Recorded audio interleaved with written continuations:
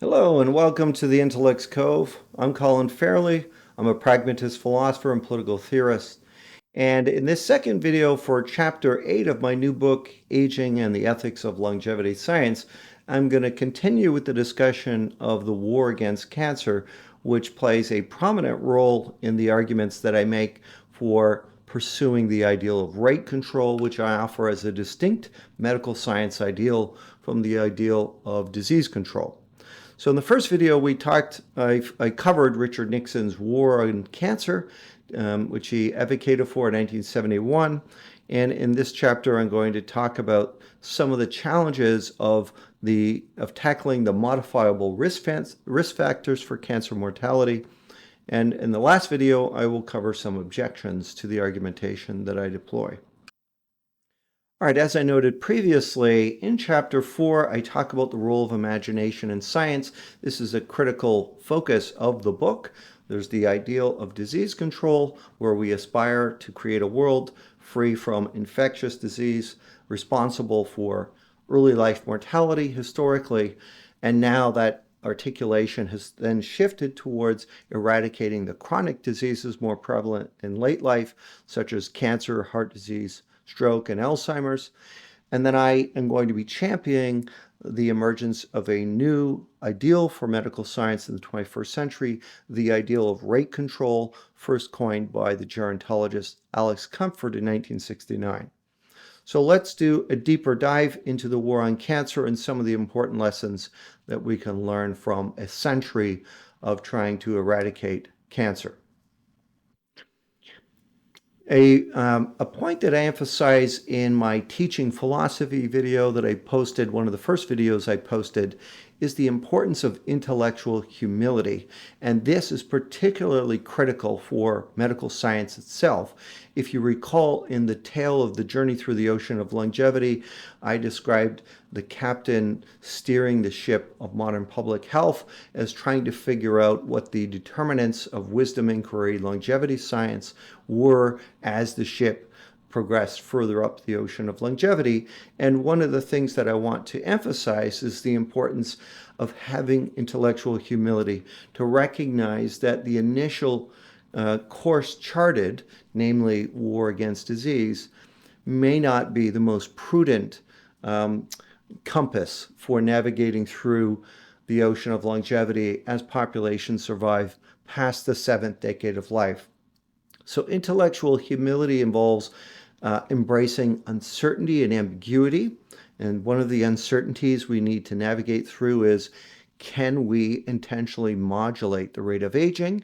This has gone from an uncertainty to now a empirically valid scientific conjecture, though the details of how specifically can be most effectively done and the magnitude of the health benefit of slowing aging are still unresolved, and entertaining the possibility that even one's closely held beliefs might be incorrect. And what I want to suggest is that we relax the assumption that A, it's scientifically feasible to eradicate all diseases. Smallpox is the only disease we've eradicated. But B, whether or not the most morally desirable thing is to delay mortality further and further into advanced age if this is exacerbating the gap between health span and lifespan. And that, I think, is the predicament that we've kind of created by fixating solely on the ideal of disease control and neglecting the aspirations of rate control. So this requires us to have cognitive flexibility to recognize that perhaps the war against disease, while still important, should not be the sole compass for helping us navigate through the ocean of longevity. And I believe the ideal of rate control represents now wisdom inquiry longevity science.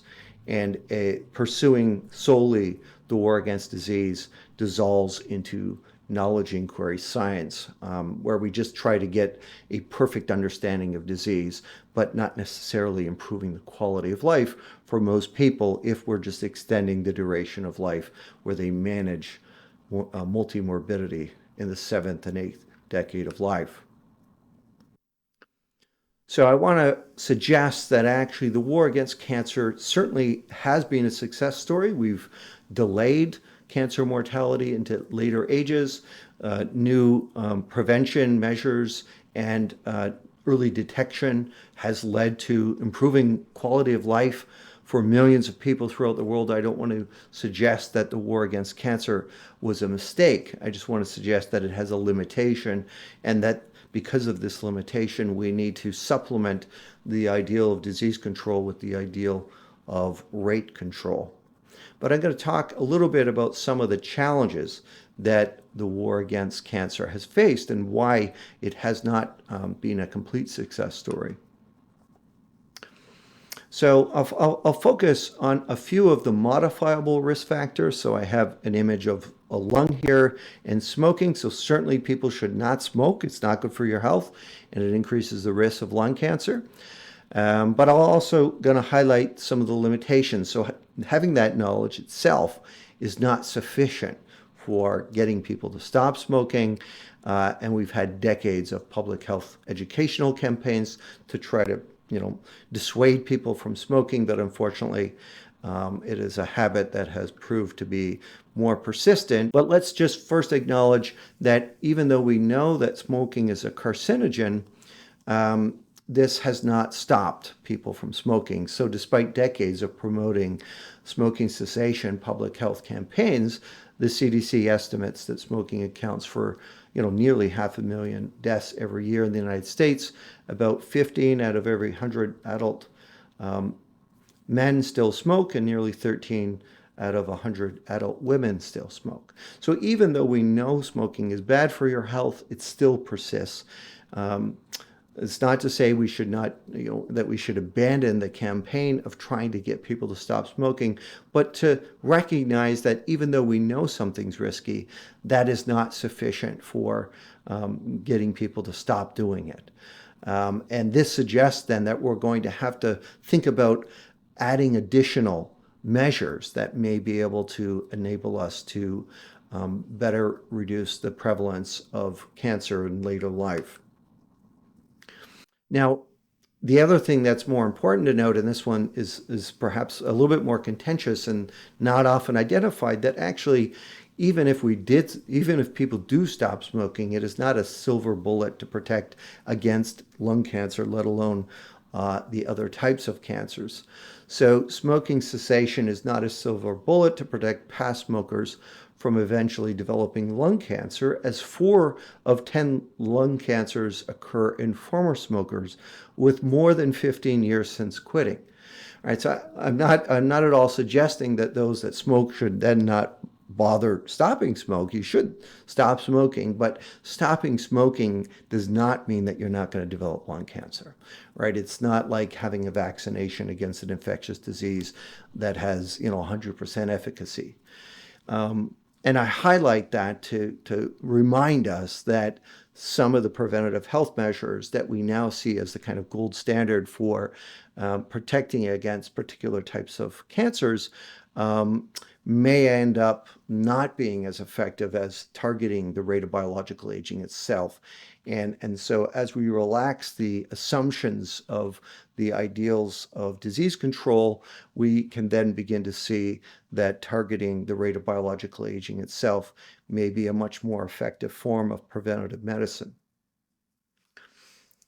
Now, even among people who never smoked, and my own father was in this category, he was an Olympic athlete, he never drank alcohol, never smoked, and he developed lung cancer, and it was very difficult for him to accept this. He had a lot of guilt and stigma associated with it, because in medical science, he was a nurse. There was a lot of assumption that, well, if you get lung cancer, it's from smoking. In his case, it was a spontaneous genetic mutation. So in the United States, about 10 to 20% of lung cancers, or between 20 and 40,000 lung cancers each year, happen in people who never smoked. So even if smoking was eradicated, this would not prevent certain types of lung cancers, and actually the most fatal, like in my father's case, were not the one associated with smoking. So again, this is not to diminish the importance of smoking cessation as a modifiable risk factor, but only to recognize that it is not a silver bullet that is going to insulate populations from cancer, nor is slowing aging, but the slowing aging ideal never promises to eradicate any specific disease, but simply to delay, prevent, and hopefully compress poorer health in late life. So exercise and obesity are also relevant to one's risk of cancer. Obesity, defined as a BMI of 30 or greater, is associated with a higher incidence of a number of cancers. And yet, obesity and physical inactivity has been increasing for many decades. Again, we know that being overweight and not exercising is bad for our health.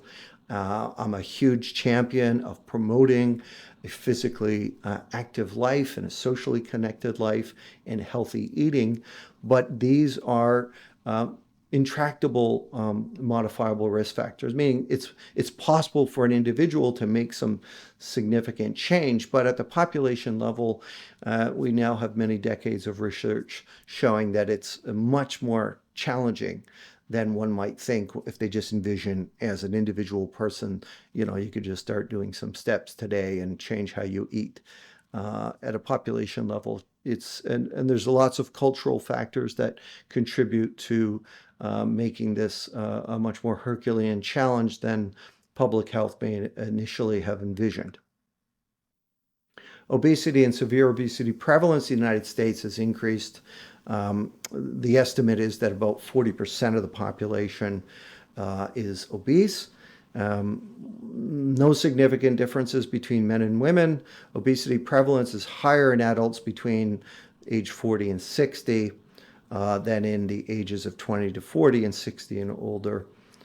And, one's educational background has an impact on the prevalence of obesity. So those with less education have a higher rate of obesity. So again, there's many complex causal factors contributing to this. And again, to reiterate my point, we should be trying to combat obesity and encouraging exercise and healthy diets, but at the same time, also recognizing that this is much more challenging than simply, telling people to change their lifestyles.